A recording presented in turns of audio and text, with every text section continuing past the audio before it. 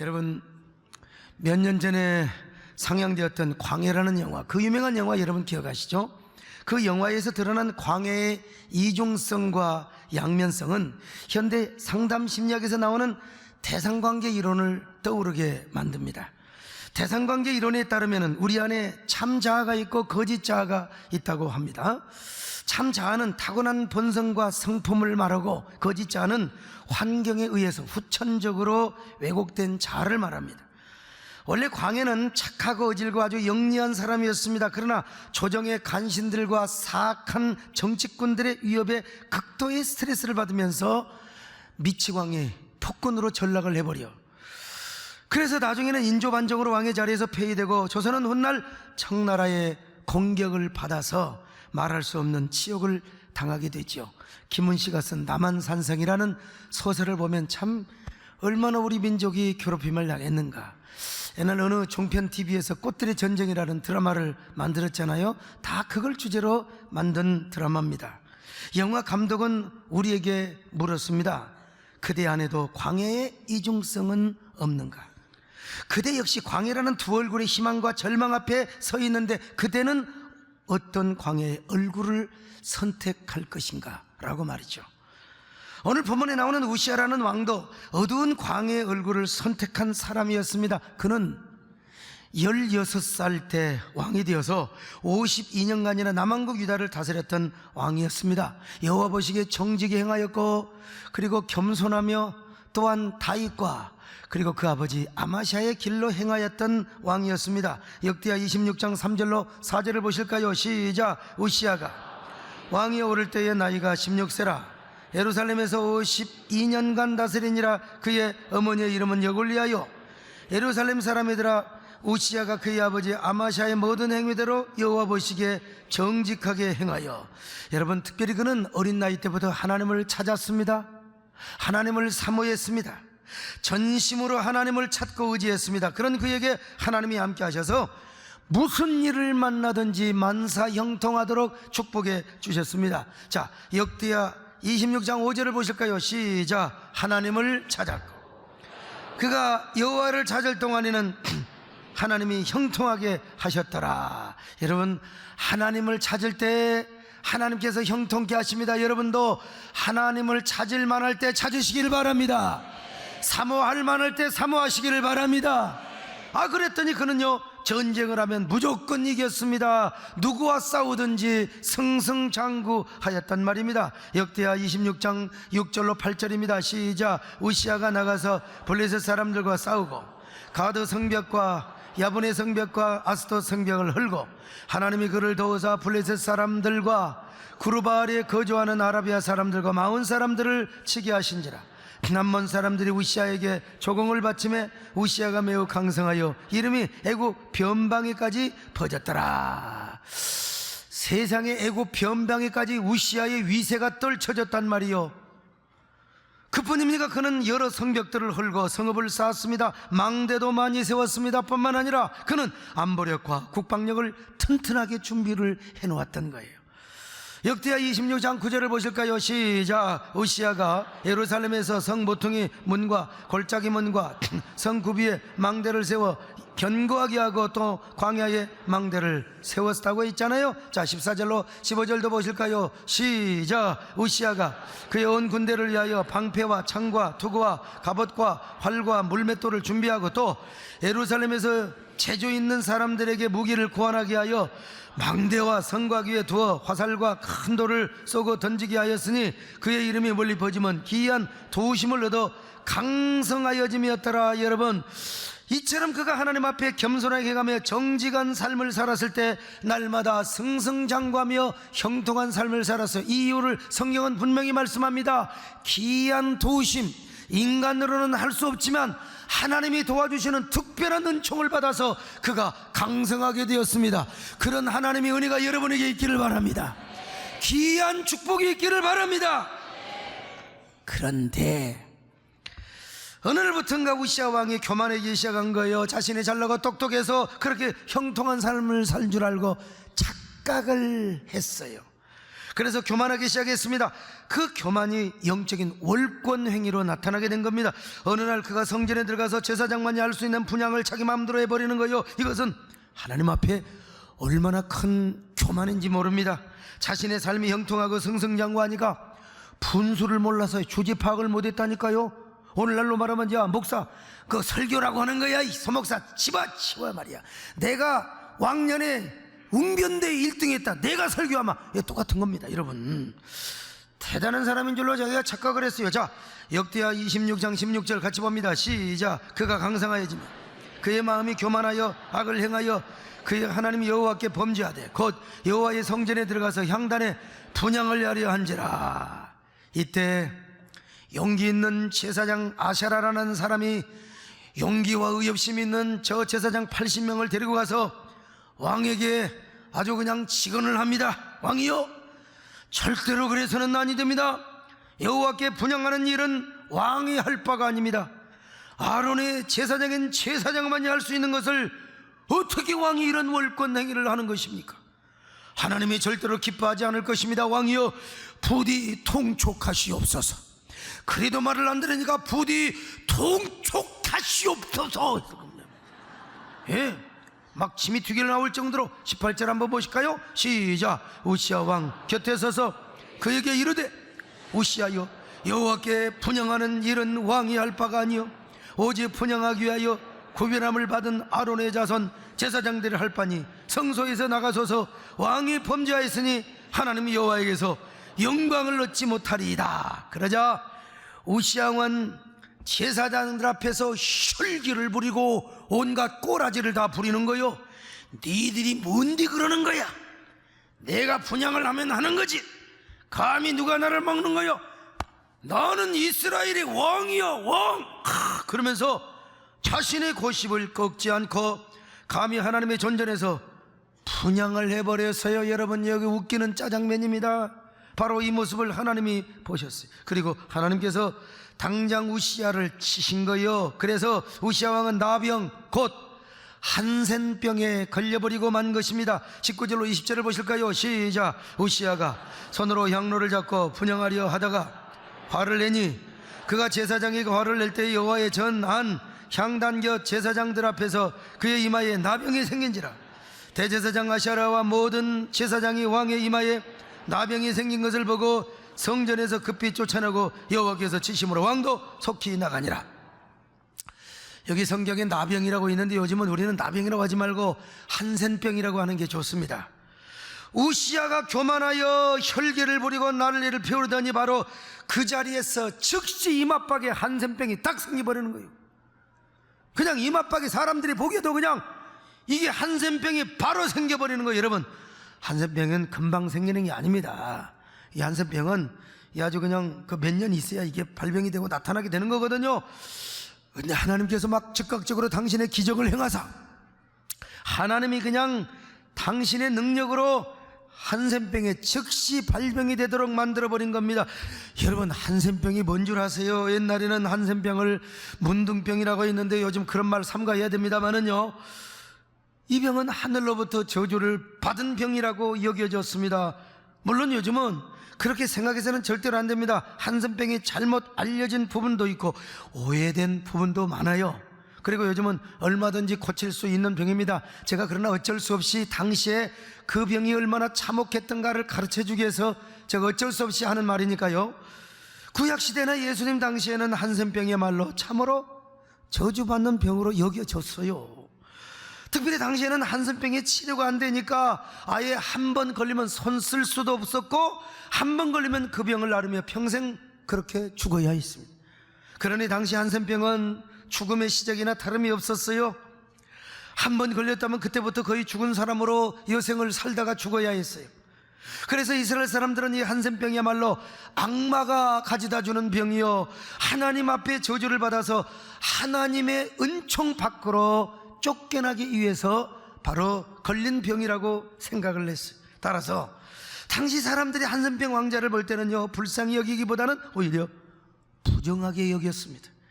그래서 당시에는 한센병에 걸리면 아무리 사랑하는 남편이나 아내라도 같이 살 수가 없어요. 가정에서 쫓겨납니다. 격리가 되어서 집 밖으로 쫓겨나야 했습니다. 그리고 집 밖에서 한센 환자들끼리 모여서 살 수밖에 없었어요. 완전히 가족으로부터 버려진 삶을 살아야 했습니다. 하나님과의 관계도 단절이 되었어요. 사람들을 만날 수 없습니다. 그들은 가족 공동체로부터 완전히 소외된 사람들이었습니다. 그러니까 그들은 함부로 길거리에 나오지도 못했습니다. 여러분, 만약에 어쩔 수 없이 일부러 길거리에 나오면 건강한 사람이 저 멀리 있으면 부정하다, 부정하다, 부정하다 외치고 다녔어요. 그리고 가까이 오면 건강한 사람들이 돌을 던졌습니다. 그래서 당시에는 돌에 맞아 죽은 한센 환자도 있어요. 이거 얼마나 불쌍한 일이었습니까? 여러분, 이것은 우리나라에서도 마찬가지였습니다. 옛날 우리나라에서도요, 한센 환자들은 저 다리 밑에서 몇 명씩 모아서 거기서 그냥 살았습니다. 근데 나중에는 그런 사람들을 강제로 한 곳에 모았습니다. 저희 고향에도 남원 산성이라는 곳이 있는데 그곳에 사람을 감금시켜서, 참 얼마나 안 됐습니까? 여러분, 특별히 우리나라에서 가장 큰 한센병 환자 집단 수용소가 소록도에 있지 않습니까? 제가 몇 년 전에 소록도에 가본 적이 있는데, 소록도는 참으로 조그맣고 아름다운 섬입니다. 그런데 일제시대 때부터 모든 한센 환자들을 잡아다가 거기에 수용을 시켰어요. 그런데 거기에 한 번 들어가면 영원히 나올 수가 없습니다. 한센병 환자 중에는요, 낫는 사람도 있을 거 아니요. 그럼 낫으면 내보내줘야 될 거 아닙니까? 그런데도 나오지를 못해요. 그래서 그곳에 강제로 수용되어 사는 사람들은 고향에 가고 싶어도 가지를 못하는 것입니다. 정든 부모님과 형제를 만나고 싶어도 만나지를 못했어요. 거기서 살다가 그냥 거기서 죽는 거예요.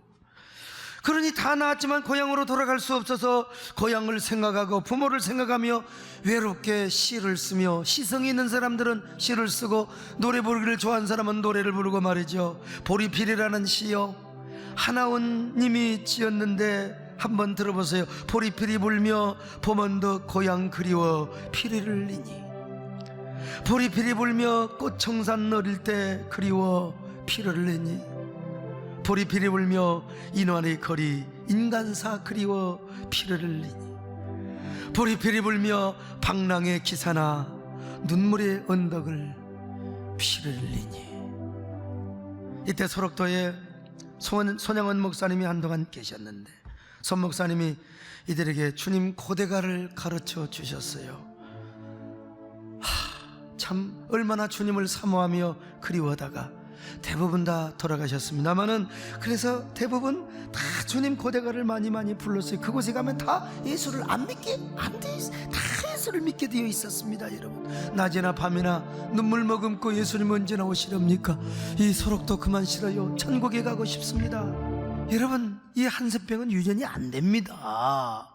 근데 옛날만 해도 유전이 된다고 생각했어요. 뭐 전염은 그만두고 유전이 된다고. 그래서 일본 사람들이 거기에 있는 모든 사람들에게 다 단종을 시켜버렸습니다. 다시 말하면 거세. 거기서도 남녀가 눈이 맞으면 결혼을 해서 자식을 낳고 살 수 있지 않겠어요? 그런데 결혼을 해서 자식을 낳으면 무조건 한센병에 걸린 자식을 또 낳는다고. 남자들은 무조건 단종을 시켜버렸어요. 나중에 밝혀진 바에 의하면 유전이 안 되는데 이 얼마나 억울한 일입니까? 10대, 20대에 한센병에 걸려서 온 남자들은 얼마나 애완이 들끓었겠습니까?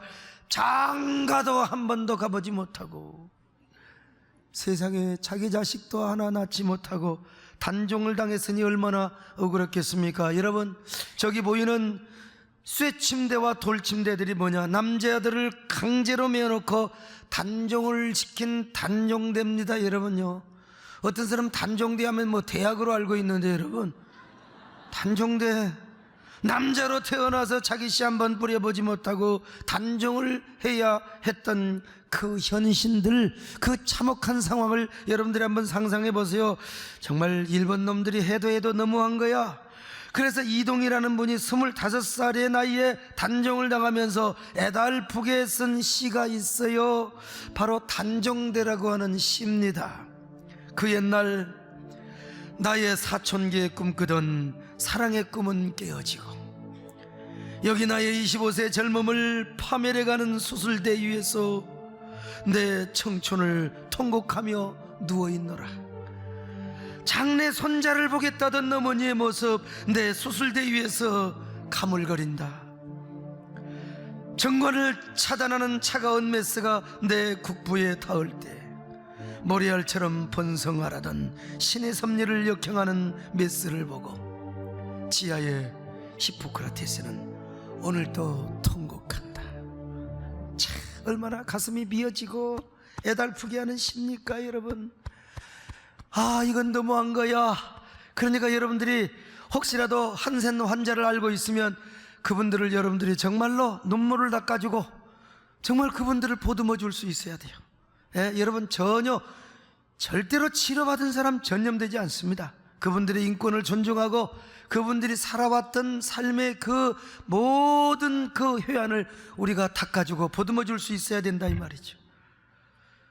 여러분 얼마나 가슴이 미어지고 애달프는 그런 스토리냐 이 말이요. 그런데 제가 무슨 말을 하기 위해서 제가 이 말씀을 드리느냐, 당시 우시야 왕이 바로 이 한센병에 걸렸다는 것입니다. 우시야 왕이 교만하니까 여러분 하나님께서 한센병에 걸리게 한 거예요. 여러분 그 잘나갔던 우시야, 그 영통했던 우시야, 그 승승장구했던 우시야의 이마에 하루아침에 한센병이 그냥 도져버리게 되었다 이 말이죠. 그러니 우시야도 한센 환자들이 사는 곳에서 살아야 해요. 왜냐하면 사람들에게 당신은 전념이 된다고 여겨졌기 때문에. 그러나 왕이기 때문에 그렇게 할 수는 없죠. 어떻게 다리 밑에 가서 왕이 살겠습니까? 어찌 동굴 속에 가서 살겠습니까? 그래서 왕의 자리에서 물러나 죽는 그날까지 별궁에 격리되어서 한센병을 앓다가 죽었어요. 자, 역대하 26장 21절 시작. 우시야 왕이 나병 환자가 되매 여호와의 전에서 끊어져 별궁에 살았으므로 별궁에서 살다가 그냥 죽었어요. 그렇습니다 여러분. 사람은 교만하면 안 됩니다 여러분. 어떤 경우도 교만하지 마시기를 바랍니다. 하나님은 교만한 자를 대적하시고 겸손한 자에게 은혜를 베푸신다고 하셨어요. 하나님은 어떤 자와 싸운 줄 아세요? 교만한 자와 싸웁니다. 못났다고 부족하다고 하나님 앞에 철철 비는 놈한테는 하나님 절대로 싸우지 않아요. 하나님은 교만한 자와 싸우십니다. 교만하면 패해요. 왜냐하면 먼저 교만하면 우리의 심령이 병들어요. 심령이 병들어. 심령이 한센병이 된다. 교만병이 들면 여러분 이거 고칠 수가 없어요. 우리 삶도 망가지게 되게 되어 있습니다 여러분. 그러니까 교만해서는 안 된다 이 말이요. 우시야 왕이 왜 교만했을까? 왜 교만하기 시작했을까요? 형통하고 승승장구하기 때문이었을까요? 교만의 이유가 형통하고 승승장구하며 강성하게 되었기 때문에 그의 명예와 권력이 더 확장이 되기 때문에 여러분 교만했을까요? 그렇다면 오늘날 형통하고 승승장구한 사람은 무조건 다 교만하게 되는 것입니까 여러분? 돈 많이 벌고 잘 나가고 형통하면 모든 사람들이 다 교만하게 되는 걸까요? 요즘으로 말하면 교회 부흥도 안 돼요. 전도도 안 돼요. 그런데 막 우리 교회 막 여러분 지금 뭐 다 서울 장안에 가면 부흥되는 교회가 몇 교회 있는데 그 중에 하나가 세대된 교회라 그러면 여러분 여기 소목사도 분명히 교만해야 되는 걸까요? 물론 그럴 가능성은 동의합니다. 그러나 그것이 직접적인 이유가 될 수는 없어요. 형통하고 승승장구하고 강성하기 때문에 무조건 모든 사람들이 다 교만하게 된다면 여러분 형통해서는 안 됩니다. 여러분들의 승승장구해서는 절대로 안 됩니다. 왜? 승승장구하고 형통하면 그것은 저주이기 때문에 그래요. 그건 절대로 축복이 될 수가 없어요. 부와 명예와 강성하게 되는 것도 다 축복이 아니라 저주라고 할 수 있습니다. 그러므로 형통한다고만 해서 교만하다고 말해서는 안 됩니다. 승승장구하고 잘나가고 부와 명예와 강성함이 따른다고 해서 여러분 교만하다 그렇게 말을 해서도 안 돼요. 여기 소목사 보세요. 넘어졌으면 진정 넘어졌죠. 30대 40대 때 여러분 내가 교만해서 넘어졌을 거 아니요. 근데 지금까지 잘 버텨왔어요. 그러므로 우시야가 형통하고 잘나가기 때문에 교만해졌다고 말할 수는 없습니다. 물론 성경에서 전반적으로 그냥 두리뭉실하게 성경에서 그렇게 표현한 적은 있습니다. 그러나 큰 틀에서 전반적으로 얘기하는 것일지 우시야가 교만하게 되고 타락하게 된 보다 직접적이고 그리고 구체적인 이유가 따로 있어요. 그 이유를 오늘 5절에서 잘 밝혀주고 있습니다. 자, 5절을 한번 힘있게 봅시다. 시작. 하나님의 묵시를 밝게 하는 스가랴가 사는 날에 하나님을 찾았고 그가 여호와를 찾을 동안에는 하나님이 여러분 보세요.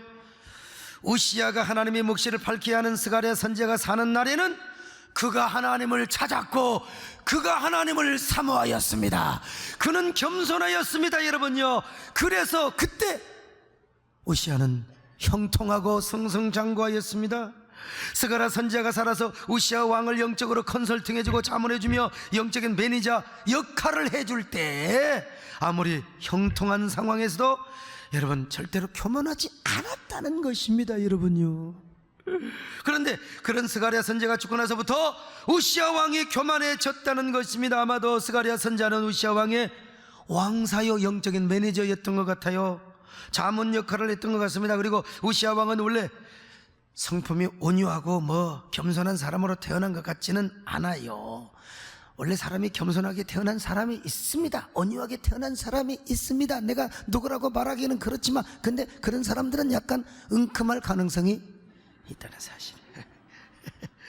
여러분, 이게 소목사 같은 사람은 교만할 가능성은 많지만 은큼할 가능성은 거의 없습니다. 여러분, 타고난 성격상. 그래서 이 스가랴 선지자가 우시야 왕에게 족쇄처럼 자문 역할을 하고 잔소리를 많이 했던 것 같아요. 뭘 가지고? 하나님 말씀을 가지고, 성경적 세계관과 가치관을 가지고 맨날 이런 얘기를 했을 거예요. 왕이요, 왕처럼 복받을 자가 어디가 있습니까? 세상에 16살 때부터 왕이 되다니요. 그때부터 왕께서는 얼마나 하나님을 간절히 찾았나요? 하나님만 의지하고 사모했지 않습니까? 그런 왕에게 하나님은 얼마나 복을 주셨습니까?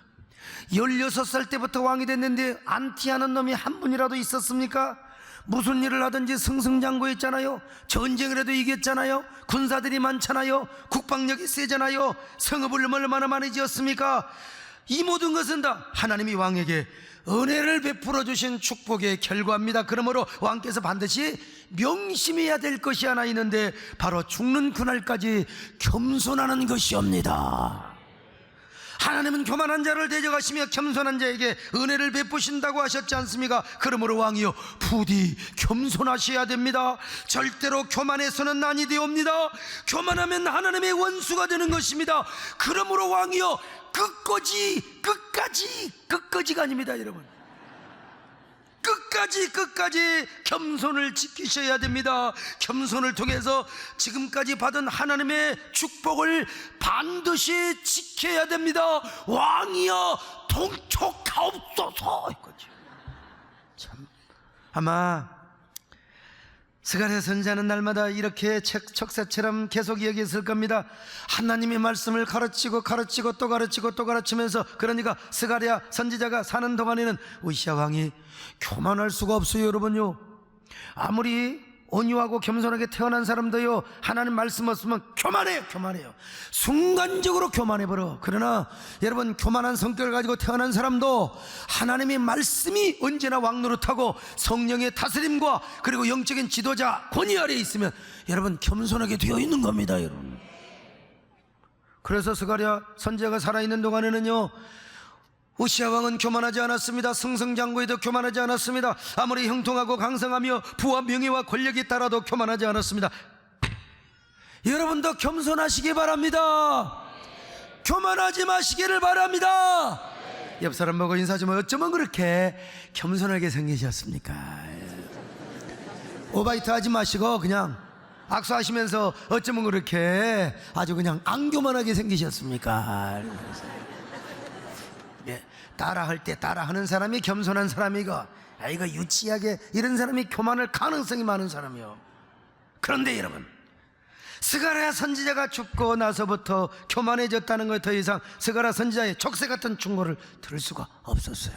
여러분도 여기 소목사가 살아있을 때 행복해 하시길 바랍니다. 그 무슨 설교할 때 옆 사람을 보고 그때가 좋았지, 한없이 좋았지,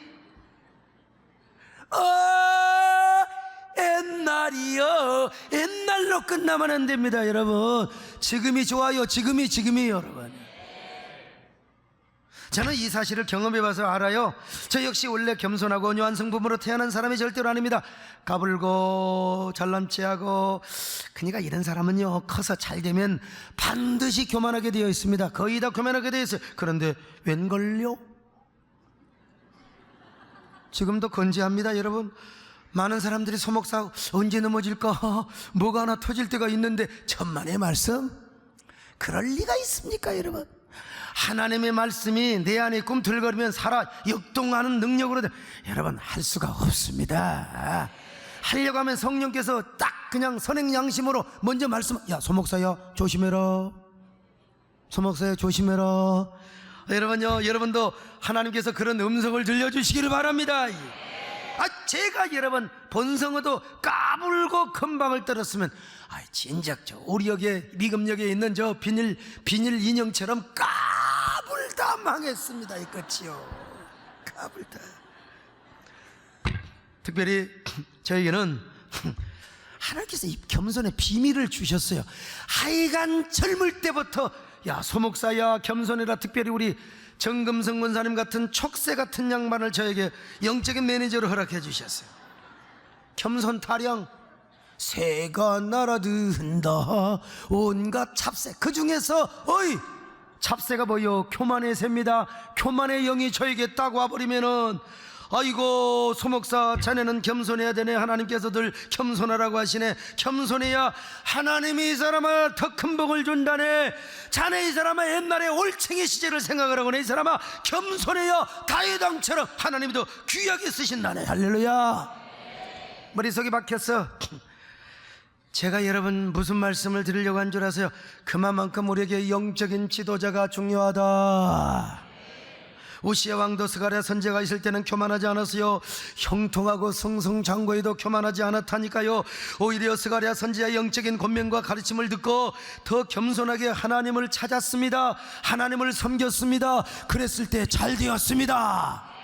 그랬을 때 겸손하였습니다. 승승장구하였습니다. 하나님이 더 복을 주었습니다. 여러분에게 이런 은혜가 있기를 바랍니다. 그러나 그의 곁에 스가랴 선지자가 떠났을 때가 문제라니까. 영적인 지도자가 그의 곁에 사라졌을 때 내가 누군가를 몰라, 나는 누구인가 헷갈려, 내가 막 대단한 사람인 줄 알아버렸어요. 주지파악을 못했어요. 그래서 스스로 교만에 빠져서 여호와의 성전에서 제멋대로 분향을 하다가 그만 이 맞박에 한센병이 딱 그냥 발병돼 버렸어요. 다윗 왕 같은 경우를 보세요. 다윗 왕은 한순간에 실수도 했던 사람이요, 그러나 항상 자기 옆에 영적인 지도자를 가까이 두었습니다. 성전을 지으려고 할 때도 나단 선지자에게 범죄하여 그냥 깨닫지 못할 때도 여러분 나단 선지자의 말을 듣고 당장 회개를 했지 않습니까? 그래서 다윗은 아무리 큰 복을 받아도 교만하지 않았어요. 여러분 저 다윗을 중심으로 천하 평천하 통일을 해도 여러분 다윗은 절대로 멸망의 길을 가지 않았어요. 그러므로 이런 걸 볼 때 옛날이나 지금이나 오늘이나 옛날이나 하나님의 말씀을 가르치는 지도자가 얼마나 중요한지 모른다는 사실을 여러분이 아시기를 바랍니다. 얼마나 이 세상에 지도자들이 많습니까? 정치 지도자, 경제 지도자, 문화예술 지도자, 정직한 지도자, 섬기는 지도자 많이 있잖아요. 근데 여러분 신앙생활 하는데 가장 중요한 지도자가 뭐냐? 하나님의 말씀을 가르치는 지도자입니다. 역대하 26장 5절에서요 우시야가 하나님을 찾았다고 있는데 이게 무슨 말이냐? 모든 인생의 필요와 응답을 하나님에게서 찾으며 하나님만을 신실하게 섬기는 신앙의 자세를 가졌단 말이요. 그러니까 아무리 교만한 성품 그리고 까부는 성품을 가졌던 우시야라 할지라도 하나님이 없이는 못 산다는 거예요. 하나님이 없이는, 그대 없이는 못 살아. 주님 없이는 못 살아. 주님 없이는 못 산다는 겁니다. 앉으나 서나 주님 생각을 외쳤어요. 그런데 이런 자세가 어느 날까지 제한되었느냐? 스가랴 선지자가 사는 날 동안이라고. 다시 말하면 왕의 영적인 스승인 스가랴의 가르침 아래 있었던 날 동안만 그렇게 했다는 것입니다. 여러분, 그러니까 여러분 영적 지도자가 이렇게 중요하다는 거예요. 자, 그러면 그 스승 스가랴는 어떤 사람이었느냐? 기도를 많이 했느냐? 전도를 많이 했느냐? 다 중요하죠. 여러분, 성경은 분명히 말씀합니다. 하나님의 묵시, 즉 하나님의 말씀을 밝히 아는 자라고 했습니다. 여러분, 다시 말하면 참된 영적인 스승은 하나님의 말씀을 밝히 알고 그 말씀으로 가르치는 지도자를 의미한다는 것입니다. 사랑하는 여러분요, 말씀을 가르치는 자가 귀한 사람입니다. 그래서 이스라엘 백성들은 말씀을 가르치는 자, 그들을 랍비라고 했는데 아버지하고 둘이 물에 빠져 죽을 위기에 있어도 아버지를 구하지 않고 먼저 랍비를 구해 그만큼 랍비, 하나님의 말씀을 가르치는 자를 존중히 여겼던 것입니다. 여러분도 이런 존중히 여기는 마음을 가지시길 바랍니다. 그런데 오늘날 이 시대 트렌드는 말씀을 가르치는 영적인 지도자들을 존중히 여기지 않으려는 그런 못된 경향을 가지고 있어요. 악의적으로 죄종을 끌어내리고 영적인 지도자를 폄훼하는 사조가 있단 말이요. 여러분, 이러한 풍조와 사조에 따라서 막 군중들이 막 부안해동식으로 막 따라갑니다. 이걸 뭐라고 하느냐? 쏠림 현상이라고 그래요. 그래서 교회에서도 막 누가 막 우리 목사님이 어쨌다네 저쨌다네 나중에 보니까 별것도 아닌데 너도 나도 쏠림 현상에 막 휩쓸려서 목회자를 비난하고 막 끌어내리려고 한다 이 말이요. 여러분, 병들어서 그래요. 또 병들지 않아도 멋모르고 그렇게 따라가게 되면 그 영혼이 병들어요. 그 영혼이 병들어요. 교회도 병들어요. 풍비박산이 납니다. 여러분, 그런 사람들 되면은 영적인 질병이 문드러지고 썩고 그냥 흘러내리는 병이 몰라. 그러나 여러분, 정말로 하나님 은혜가 내면에 가득한 사람은 그럴 수가 없습니다. 하나님의 축복을 귀히 여기는 사람은 절대로 그럴 수가 없어요. 왜? 이 길은 망하는 길이다.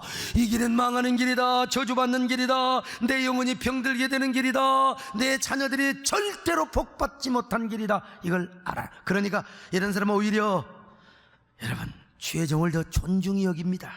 그래서 목사를 위해서 기도하고 항상 사랑하며 존경하고 대접하기를 잘합니다. 교회 안에서 절대로 안티 역할이나 무슨 반대편에 서지 않습니다. 목회자가 무슨 큰 하자가 없는 한요, 소신껏 일하도록 기도해주고 박수치며 응원하며 여러분 언제나 칭찬하며 언제나 여러분요 지원해준다 이 말이요. 여러분들이 그런 지원병들이 되시기를 바랍니다. 할렐루야. 어떤 의미에서 우리 교회는 대한민국에서 뭐 가장 큰 교회는 아니지만 가장 건강한 교회라고는 자부할 수 있습니다. 물론 우리 교회만 건강하느냐, 다른 건강한 교회도 많이 있어요. 그런데 건강한 교회의 특징 중에 하나가 뭐냐? 먼저 성경을 밝히 할 뿐만 아니라 성경적 가치관과 세계관을 가지고 신실하게 목양하는 목회자가 있습니다. 목회자. 그리고 성도들은 그 목회자를 무조건 존중해주고 지지해주며 사랑하며 따르고 섬기는 이러한 성도들로 이루어져 있어요. 그런 교회가 언제 싸워요? 다툴 새가 없습니다. 어떻게 하나님의 말씀을 가르치는 지도자와 싸웁니까? 그러니까 건강한 교회가 될 수밖에요. 여러분, 그렇습니다. 오늘날 건강한 성도는 하나님의 말씀을 가르치는 자를 존중히 여깁니다. 건강한 교회는 영적인 지도자를 존중히 여깁니다. 건강한 성도는 여러분 주의 종을 배나 존경하며 그리고 존중히 여깁니다. 병든 교회가 싸우는 거예요. 병든 성도가 싸우는 이런 성도를 가리켜서 병신도라고 합니다. 여러분, 평신도가 아니요 병신도요. 여러분, 영적 지도자를 존중히 여기시기를 바랍니다. 여러분의 영혼을 목양하는 하나님의 지도자를 존중히 여기시기를 바랍니다. 그래야 여러분들이 건강한 신앙생활을 할 수가 있습니다. 그리고 그런 풍토가 한국교회 안에 가득할 때 한국교회는 건강하게 될 것이고 하나 되게 될 것입니다. 다시 부흥하게 될 것입니다. 다시 교회 부흥의 전성기 크리스찬 덤의 시대를 맞이하게 될 것입니다. 오늘은 스승주일입니다. 교사주일이죠. 그러므로 이번 주에 영적인 지도자를 존중하는 마음을 가슴속에 깊이 새겨보시기를 바랍니다. 부족하지만 여기 소목사를 존중히 여기세요. 저를 위해서 더 많이 기도하시기를 바랍니다. 더 사랑하며 섬기겠다는 결단을 하시기를 바랍니다. 제가 잘나서가 아니라 하나님의 말씀을 가르치는 사람이기 때문에, 여러분 영혼의 목양자이기 때문에 여러분들이 존중히 여겨 주셔야 된다니까요. 저뿐만 아니라 우리 부교육자들도 그렇게 하시길 바랍니다. 우리 평계원의 양육 교사도 그렇게 하시길 바랍니다. 그리고 주일학교 교사들 또 누굽니까? 순장들도 그렇게 여기시기를 바랍니다. 그래서 성경은 이렇게 말씀하고 있어요. 자, 히브리서 13장 17절 시작. 너희를 인도하는 자들에게 순종하고 복종하라. 그들로 하여금 즐거움으로 이것을 하게 하고 근심으로 하게 하지 말라. 그렇지 않으면 너희에게 유익이 없다는 것입니다. 자, 디모데전서 5장 17절 시작. 잘 다스리는 장로, 당신은 목회자입니다. 배나 종양할 자로 알되 말씀과 가르침에 수고하는 이들에게는 더욱 그리할지니라. 여러분, 어떤 경우에도 주의종과 대적하지 마시기를 바랍니다. 아이고, 누구하고 싸우려면 저 바깥에 가서 싸워요. 왜 목사하고 싸워요? 주의종을 우습게 여기거나 절대로 싸우지 마시고 오히려 배나 존경하며 그리고 잘 따르고 순종하시기를 바랍니다. 그럴 때 여러분의 신앙이 건강합니다. 겸손한 영혼이 될 것입니다.